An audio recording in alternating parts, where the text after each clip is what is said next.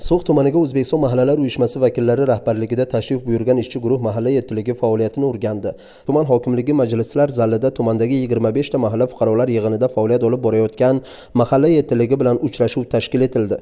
Uchrashuv davomida mahalliy faoliyatda uchrayotgan muammolar tahlil qilindi va ularni hal qilish bo'yicha aniq takliflar bildirildi. Bugungi ishchi guruh bilan bo'lib o'tgan muloqotda biz yoshlar yetakchilari ham tumandagi yoshlarning muammolaridan kelib chiqib bir qator takliflarni bildirib o'tdik.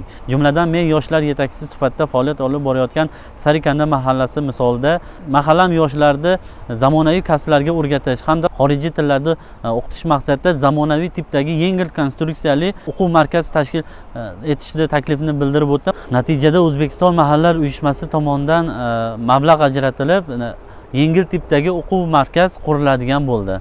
Eng muhimi, prezidentimiz tomonidan mahallaga berilayotgan e'tibor eng chekka va olis So'x tumanida ham o'zining mevasini, samarasini bermoqda. Shuni alohida ta'kidlash kerakki, so'nggi yillarda davlat tomonidan tumandagi 20 dan ortiq mahallalarning ma'muriy binolari zamonaviy tarzda qurilib, mahalla erkinligi faoliyati uchun zarur sharoitlar yaratildi.